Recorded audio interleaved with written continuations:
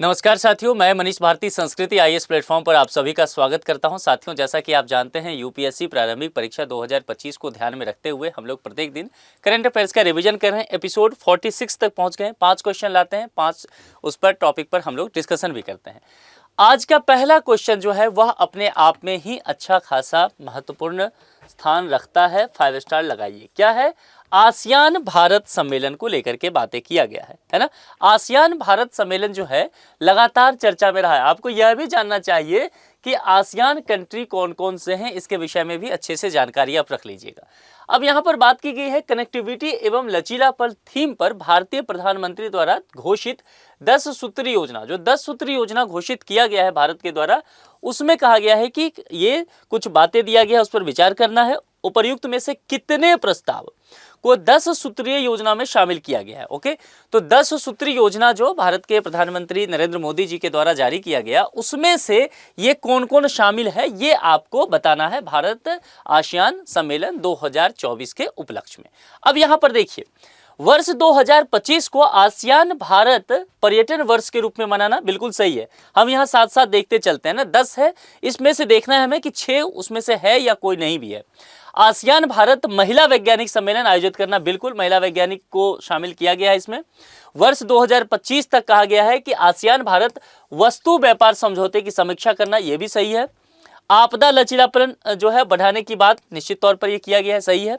स्वास्थ्य की दिशा में स्वास्थ्य मंत्रियों का निश्चित तौर पर एक नया जो ट्रैक शुरू करने की बात की गई है, सही है। और ग्रीन हाइड्रोजन पर कार्यशाला की बात भारत हर जगह कहता है, यहाँ भी कहता हुआ नजर आ रहा है, तो कुल मिलाकर के ये भी सही होता हुआ नजर आया। तो हमने देखा कि कहा गया कि 10 सूत्रीय योजना में से कितने शामिल हैं, सभी 6 जो है वो शामिल हैं। तो इसका जो सही जवाब होगा वह डी हो जाएगा। ठीक है, आगे बढ़ जाए। आगे देखते हैं, संघाई सहयोग संगठन, ये इंपॉर्टेंट है। 5 स्टार इसको भी लगाइए, है ना। हाल ही में आप जानते हैं कि पाकिस्तान ने इसकी मेजबानी किया था और कहा गया कि शायद भारत के प्रधानमंत्री जा सकते हैं, पर वो गए नहीं। तो ये सब एक विवाद वाला विषय रहा था, इसलिए चर्चा में रहा है। पिछले वर्ष भी चर्चा में रहा था, तो ये यहाँ से प्रश्न आ सकता है। संघाई सहयोग संगठन के संदर्भ में निम्नलिखित कथनों पर विचार कीजिए, सही है कितने कथन आपसे पूछा गया है। अब यहाँ पर 3 स्टेटमेंट है। इसके संस्थापक देशों की बात की गई है एससीओ को लेकर के। ईरान, चीन, किर्गिस्तान, बेलारूस, तजाकिस्तान, उज्बेकिस्तान। ध्यान दीजिए, ईरान इसमें नहीं होगा, ठीक है, और बेलारूस नहीं होगा। तो कुल मिलाकर के ये स्टेटमेंट तो यही गलत हो गया। ठीक है, इसका उद्देश्य क्या है? यूरेशियन राजनीतिक आर्थिक अंतरराष्ट्रीय सुरक्षा एवं रक्षा संगठन को मजबूत बनाना, बिल्कुल सही है। और वर्ष 2017 भारत एवं पाकिस्तान इस संगठन में शामिल हुए। हाँ, 2017 में ही भारत और पाकिस्तान जो है एससीओ में शामिल हुए थे। और दूसरी बात जो यहां पर कहा गया संस्थापक देशों को लेकर के, तो इसमें चीन है, रूस है, कजाकिस्तान है, किर्गिस्तान है, ताजिकिस्तान है, उज्बेकिस्तान है, ये ध्यान रखिएगा। ईरान और बेलारूस नहीं है। एक शब्द पे ध्यान दीजिए, यूरेशियन की बात की गई। यूरेशियन की जो बात की गई ना, तो जाहिर सी बात है रूस को इसमें शामिल कर लीजिएगा, क्योंकि रशिया जो है वो एशिया और यूरोप दोनों जगह पर जाता है। ये मामला समझ में आ गया। तो यहां पर जो है कितने पूछा गया था, 2 स्टेटमेंट सही है, एक जो है वो गलत हो गया, यानी कि केवल 2। बी विकल्प के साथ हम लोग को चलना है। अब चलिए, हाल ही में समाचारों में रही जेड मोड़ सुरंग परियोजना, 5 स्टार प्लस, 5 स्टार प्लस डालो आप इसको। ये पूछा जा सकता है, बहुत महत्वपूर्ण है। निम्नलिखित में से किस राज्य केंद्र शासित प्रदेश में हुआ? देखिए, यहां पर जम्मू कश्मीर इसका जवाब हो जाएगा, लेकिन इसके विषय में और कुछ चीजें जान लीजिए, क्योंकि वहां से प्रश्न आ सकता है। दरअसल इस परियोजना का जो विस्तार किया गया है ना, जो केंद्र शासित प्रदेश जम्मू और कश्मीर है, इंफ्रास्ट्रक्चर का एक महत्वपूर्ण परियोजना रहा। और श्रीनगर और सोनमर्ग को साल भर किस तरह से कनेक्टिविटी प्रदान किया जाए, इसके लिए यह सुरंग बनाया गया। गगन नीर और सोनमर्ग के बीच स्थित है। तकरीबन 6.5 किलोमीटर जो है वह आप कह सकते हैं ये लंबा है, इसीलिए अपने आप में बहुत महत्वपूर्ण हो जाता है। और यहां से संभव है प्रश्न आपको पूछा जा सकता है, ध्यान रखिएगा। जम्मू कश्मीर इसका सही जवाब होगा।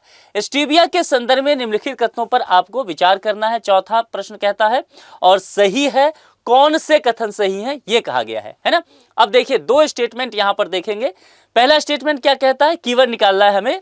स्टेरेसिस कुल से संबंधित पादप प्रजाति है, इसे प्रायः मीठी तुलसी भी कहा जाता है। ठीक है, इसे अपनी प्राकृतिक किंतु बहुत कम कैलोरी युक्त मिठास संबंधी विशेषताओं के लिए जाना जाता है। इसके विषय में सबसे पहले समझ लीजिए, स्टीविया यानी कि स्टेरेसिस जो है ये इसी कुल से संबंधित एक पादप प्रजाति है। यानी कि पहला जो स्टेटमेंट है वह सही है, पहला फैक्ट। इसे मीठी तुलसी के नाम से भी जाना जाता है।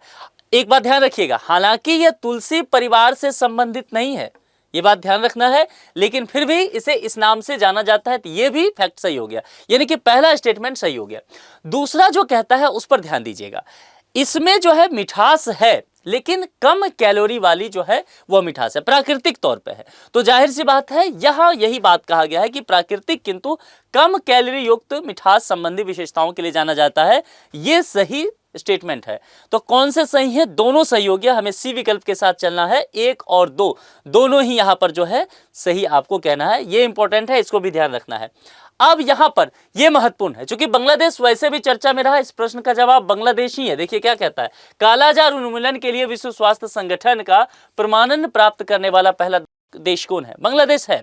लेकिन इसके विषय में कुछ और समझ लीजिए, क्योंकि आप जानते हैं कि बांग्लादेश राजनीतिक स्थिति के वजह से चर्चा में रहा है।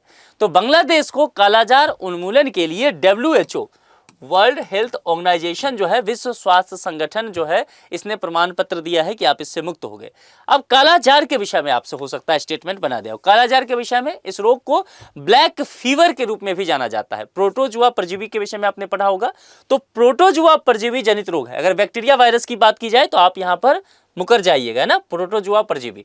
और संक्रमण जो है वह मादा मक्खी से यह फैलता है। लक्षण में देखेंगे तो अनियमित बुखार आना होगा, वजन अचानक से घटने लग जाता है ना, फिर एनीमिया भी हो सकता है। यह रोग अगर भारत के नजरिए से आपसे पूछा जाए तो कहां कहां, किस स्टेट में?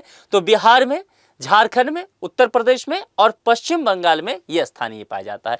यहां इतनी बातें ध्यान रखिएगा और बांग्लादेश के संदर्भ में यह कथन सही हो जाएगा। वह प्रथा जिसके तहत, ये आपके लिए प्रश्न है, कमेंट बॉक्स में जवाब देना है। वह प्रथा जिसके तहत किसान स्वयं भूमि का मालिक होता है और सरकार को भू राजस्व के भुगतान के लिए जिम्मेदार माना जाता है। ये 4 आपने पढ़ा होगा, ये इंपॉर्टेंट है, ठीक है। पहले भी पूछा जा चुका है यूपीएससी के द्वारा, तो इसका जवाब कमेंट बॉक्स में लिख करके दीजिए। आज के लेक्चर में इतना ही। अपना बेहद ख्याल रखिए। बहुत बहुत शुक्रिया। Thank you so much.